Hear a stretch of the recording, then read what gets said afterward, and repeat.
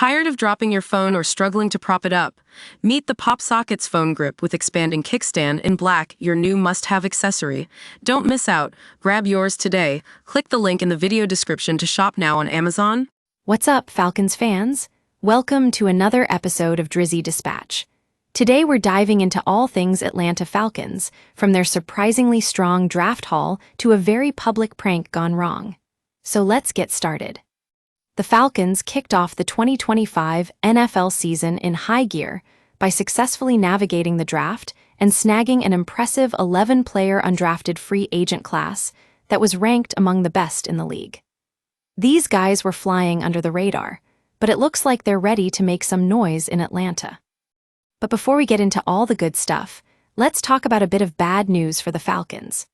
Defensive coordinator Jeff Ulbrich's son made headlines last week when he pulled off a prank call on rookie quarterback Shedeur Sanders.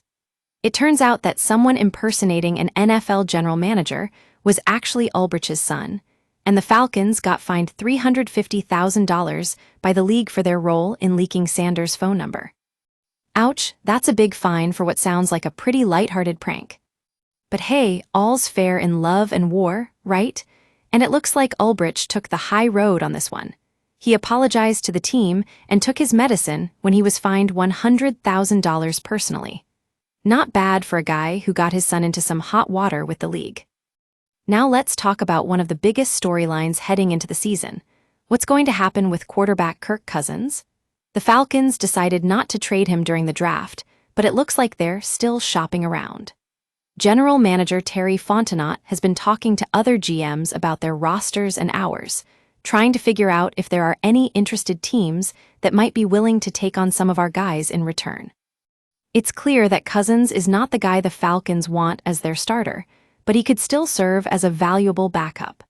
Fontenot mentioned that he's talked to 6 or 7 GMs already since the draft ended, which suggests that there's definitely interest out there. Now let's switch gears and talk about one of the most exciting storylines in Atlanta, wide receiver Drake London. The former first-round pick has had an incredible 3 seasons so far, racking up over 3,000 receiving yards. And guess what? He just picked up his 5th-year option, which means he'll be sticking around with the Falcons for at least 2 more years.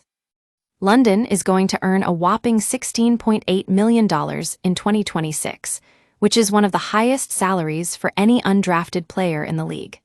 That's a pretty sweet deal for a guy who was drafted all the way back in the 1st round. And finally, let's talk about some of the newest members of the Falcons roster. Kansas cornerback Kobe Bryant and offensive lineman Joshua Gray were 2 of the standout performers in Atlanta's 11-player undrafted free agent class. Pro Football Network named us one of the biggest winners out of all 32 NFL teams, which is a pretty big deal. Former safety Ryan Clark had high praise for 3rd-round pick Xavier Watts, saying he's got future Pro Bowler written all over him. That's some serious hype from one of the most respected voices in the NFL. We'll be keeping an eye on Watts as he tries to make his mark with the Falcons this season.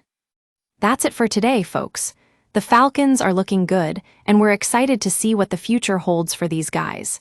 Until next time, stay doggone hungry, Atlanta.